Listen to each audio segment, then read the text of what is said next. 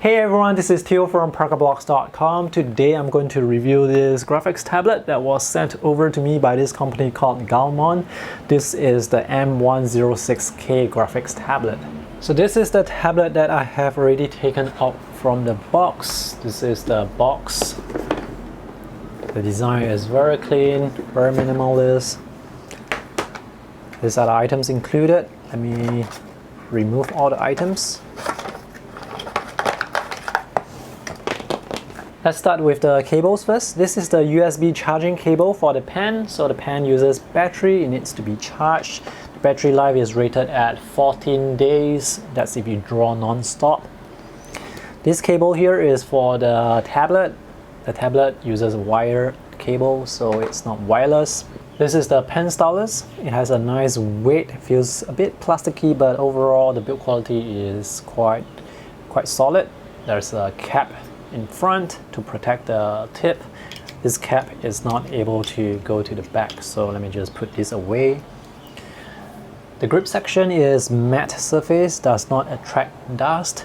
The grip feels good to hold. There are two buttons on the side, and this is the tip.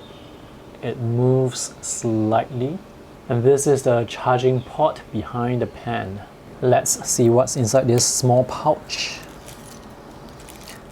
That's the nib remover, and there are 4 replacement tips. It's actually not difficult to use fingers to pull out the nib, so you may not even need to use the nib remover. There are not a lot of accessories included, just the essential ones. There is no pen stand. The M106K is a budget tablet from Gaomon. The build quality is quite solid. The build quality is actually not very different compared to Huion, XP Pen, Pablo, or even Wacom.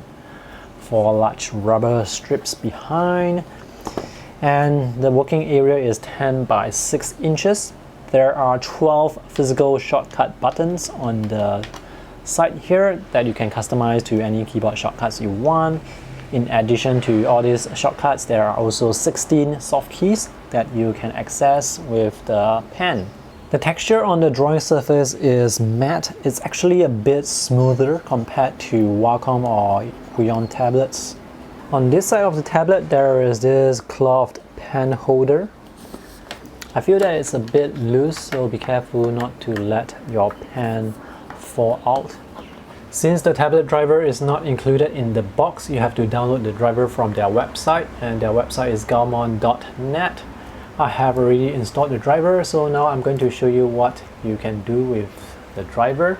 With the driver, you can assign specific keyboard shortcuts to the 12 physical buttons. I have assigned mine. So these are some of the keys that you can assign. They will give you this drop-down menu with all the letters, so you have to choose the letters from this drop-down menu. And these are the control option, shift and command checkboxes. You cannot assign control option and shift to the physical shortcut buttons.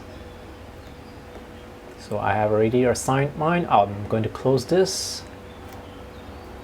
You can also assign the soft keys here. Just click on the soft keys and you can do the same thing. Put the shortcuts in. This is the stylus pen. By the way, this pen has 2048 levels of pressure sensitivity. The default pressure works fine. You can change the buttons as well. You can assign functions to the buttons on the pen as well. This is the work area. By default, the tablet is going to map onto 100% of the monitor, and if you are a left-handed user, you can turn the tablet here 180 degrees so that the physical shortcut buttons go to the right side. And that's all there is for the tablet driver. This is Photoshop CS5 on Mac.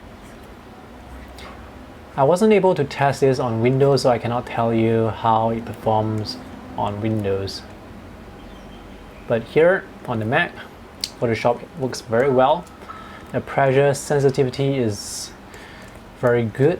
The transition between thin and thick lines is very smooth. Let me show you how smooth it is. So with some other brands of tablets, when you draw lines like this, sometimes the lines, they can appear to be a bit angular, but this is very smooth, so this is great. And this is also very responsive. There's no lag at all. Let me show you how the strokes taper. By the way, this is zoomed up to 300%, so the edges are a bit pixelated.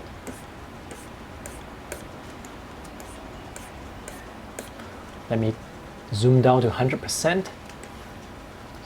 So these are how the lines look. They are very smooth and they taper quite gradually. The overall performance on Photoshop is fantastic. I have no issues with Photoshop. Now the only thing to note is this surface is actually a bit smoother compared to other brands, so it feels more slippery. This is Illustrator CS5. Now for some reason, when I draw the first stroke, I cannot draw the second stroke, and after a while it starts working again, but it stops working again. So it's on and off. It's very irritating. So this is unusable. The tablet is unusable with this app, Illustrator CS5. I have contacted the company and they say that this may work with CS6 or newer versions. So just that for CS5, it works on and off. Not just that, when I move the palette around, it snaps back into place. This is Medibank Paint Pro. It works very well. Pressure works very nicely. The strokes, they taper very nicely as well. Very responsive, very smooth.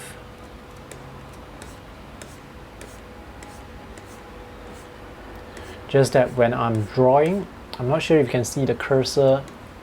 It leaves a trail of cursor when I'm drawing.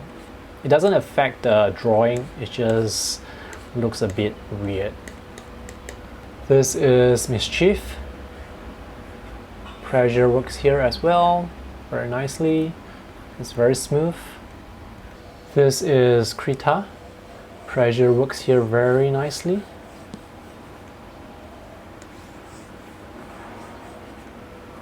This is Affinity Photo.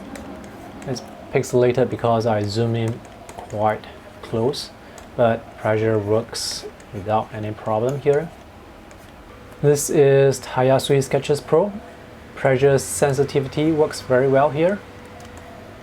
Now the lines, how thick they are actually determined mostly by the styles of these two, so you can affect it somewhat, but ultimately they are still dictated by the tools. So let me try and draw some thin lines. You can see they taper thick. That's because of the style of that particular brush. Let me draw some thick lines by pressing down harder. So pressure definitely works here quite well. Overall, for all the graphic software that I have tested on the Mac, they generally work quite well with the exception of Adobe Illustrator version CS5.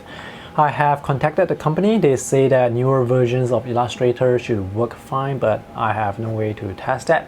Anyway, if you have experience with using Illustrator newer versions, or if you use Windows with this tablet, I would love to hear from your experience. You can let me know in the comment section below. Overall, I would say this is a pretty decent budget tablet. Build quality is quite solid. The only downside for me would be the surface is a bit too smooth. So I wish there was just a little bit more friction to make it less slippery. But for drawing performance, the strokes in the graphic software that I've tested, especially in Photoshop, it comes out very smooth. Curves are very smooth, there are no angular edges, and they taper quite well. The transition from thin to thick In terms of pressure sensitivity, it works very well too. So overall, I think this is a really decent and capable tablet. So that's all for my review today. If you have any questions, let me know in the comment section below. If I have any updates to this tablet, I will put that in my text review. The link will be in the video description below. Thanks for watching. I hope this is helpful. See you in the next video. Bye.